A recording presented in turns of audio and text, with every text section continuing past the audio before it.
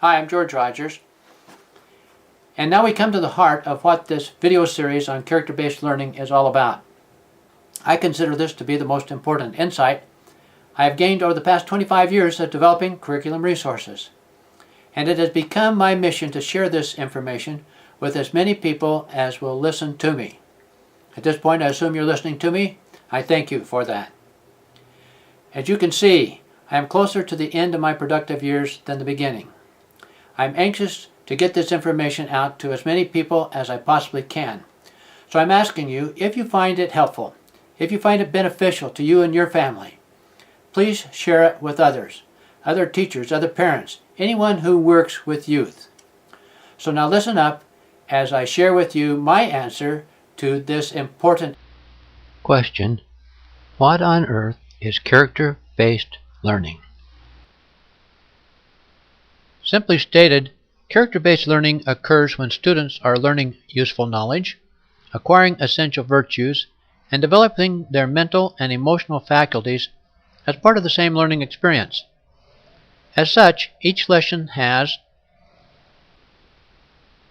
an educational component tied to core curriculum standards designed to help young people acquire the knowledge and skills necessary to effectively participate in a rapidly changing and increasingly complex world.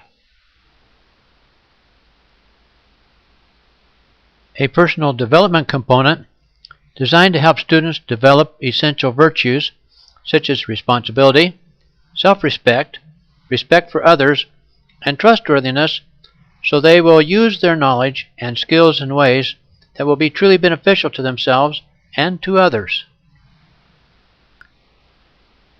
And thirdly, a reasoning component designed to help students develop the emotional and thinking skills necessary to sustain the acquisition and effective use of both knowledge and virtue. The promise of character-based learning is that by treating all three of these dimensions of learning as a unified educational objective, we create a highly synergistic relationship in which personal growth in all three of these areas is significantly enhanced. Each dimension enriches the others, and in a marvelous manifestation of the economy of nature, it can be found that teaching the three together is easier, more efficient, and more effective than teaching them separately or any one of them alone. It is important to recognize that character-based learning is not a curriculum or even a program. It's rather a mindset, a way of thinking about who you're teaching, what you're teaching, and why. Moreover, character-based learning can be used in any existing curriculum, in any discipline. The key to understanding character-based learning is recognizing that the natural laws that govern our clockwork universe and provide order and predictability to our daily existence are very similar to, if not the same as, natural laws that govern human interactions. After all, the forces that produce beauty, peace, and tranquility in our physical environment are not unlike the forces that produce the same conditions in human affairs. And the forces that produce chaos and destruction through human conflict are not all that different from the forces that produce similar conditions in the natural world.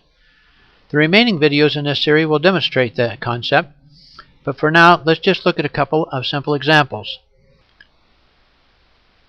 The possible learning objectives in a coloring picture exercise would be helping a child develop eye-hand coordination, develop a recognition of patterns, and also an appreciation of color. So if you were to take a coloring picture and make 2 copies for each student, here is a possible character-based lesson you could use. Have your students color one picture using only one crayon. They're only able to use one crayon in coloring that picture. Then have them color the other picture using any combination of colors they wish. Then ask them which picture they liked best and why. Then ask them how crayons are like people. Help them recognize that our differences in people like crayons add beauty, variety, and interest to life. Our differences enable us to tell each other apart, just as the colors enable you to tell different parts of the picture apart. And it makes it possible for us to do different things. For example, if all of us were shoemakers, who would feed us? How boring and limiting would it be if there were only one kind of music, or if we all dressed exactly the same, or thought or spoke exactly the same?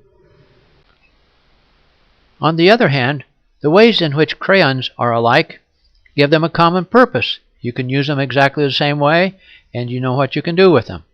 Similarly, as human beings, we have likenesses that give us common purpose because we share common needs.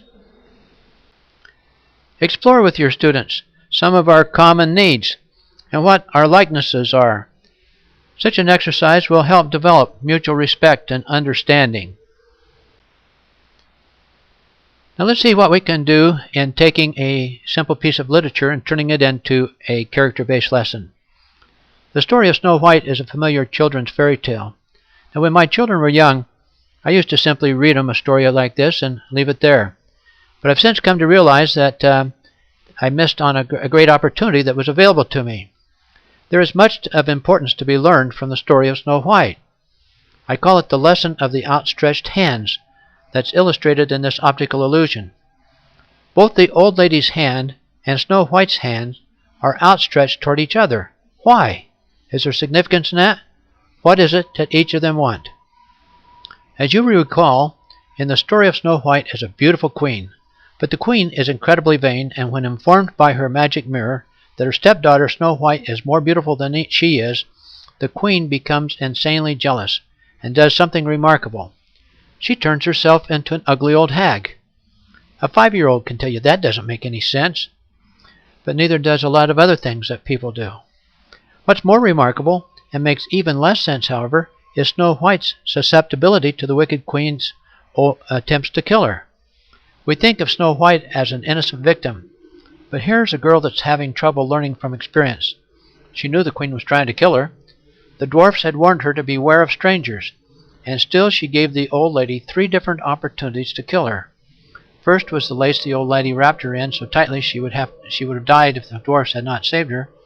Then there was the poisoned comb, and finally the poisoned apple.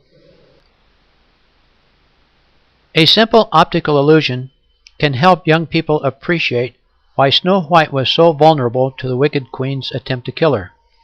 If you take a business card, or a 3x5 card, and place the edge in between Snow White's hand and the queen's hand, place it vertically there, and then with both eyes open, with one eye on each side of the card, move your head down closer to the picture, and you can observe the queen place the apple in Snow White's hand. The fact is, both the queen's and Snow White's behavior were driven by a common illusion. What was that illusion? The answer to this question can be found in asking, what did each of them want? And what reasoning process did each of them use to justify attempting to get what they wanted? Once children understand this, its message becomes relevant to them, perhaps even to ourselves. Most of us don't know wicked queens, and so we don't pay much attention to them. But it's just quite possible, on occasion, we have found reasons to justify doing or getting something we wanted that wasn't good for us.